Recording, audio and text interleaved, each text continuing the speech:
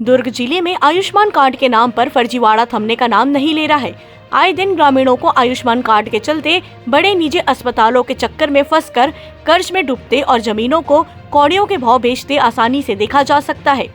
कुछ निजी अस्पतालों के तार तो सरकारी अस्पतालों से जुड़े होने की खबर अब आम बात हो गई है।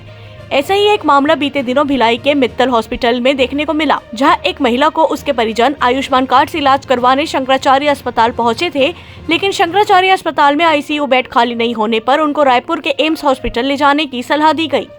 परिजन जब एम्स हॉस्पिटल जाने के लिए एम्बुलेंस से बात करने लगे तो एम्बुलेंस वाले ने अपना कमीशन बनाने मित्तल हॉस्पिटल में आयुष्मान कार्ड से इलाज किए जाने का भरोसा दिलाया और जिसके बाद परिजनों ने महिला को मित्तल में भर्ती कराया। अस्पताल वालों ने बताया कि आयुष्मान कार्ड 2 दिन बाद से लागू होगा, अभी आपको नकद जमा करना होगा कहकर 10,000 रुपए की डिमांड की, जिसके बाद 4,000 रुपए जमा किए गए,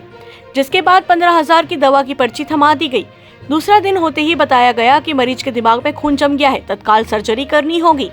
70,000 खर्च आएगा, जल्दी पैसा जमा करो। परिजनों को पैसे का इंतजाम करने में 1 दिन लग गई, लेकिन पैसे के अभाव में मरीज का इलाज नहीं किया गया। दूसरे दिन जब परिजनों ने 50,000 नकद जमा किया, जिसकी रसीद भी परिजनों को नहीं दी गई, कभी दवा के नाम पर तो कभी बीमारी के नाम पर, 10 दिन में परिजनों से मित्तल हॉस्पिटल ने स्मार्ट कार्ड से जो लूटना था वो तो लूटा ही, साथ ही नकद लगभग 3 लाख रुपए लूट लिए, लेकिन उसके बावजूद मरीज की जान मित्तल हॉस्पिटल नहीं बचा पाया। परिजनों ने मित्तल हॉस्पिटल पर आरोप लगाते हुए जिला प्रशासन को शिकायत भी की, लेकिन शिकायत की जांच करते हुए जांच अधिकारी ने मित्तल हॉस्पिटल की जांच रिपोर्ट में क्लीन चिट दे दिया, जबकि परिजनों ने जो आरोप अस्पताल पर लगाए हैं उसको प्रमाणित करते हुए कई वीडियो भी जांच अधिकारी के सामने प्रस्तुत किए,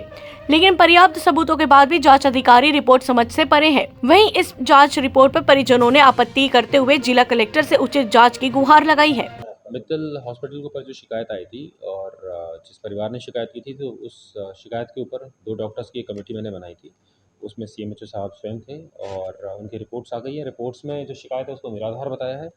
तो उस रिपोर्ट्स के ऊपर परिजन आके वापस मिले और वो रिपोर्ट्स पे संतुष्ट नहीं है,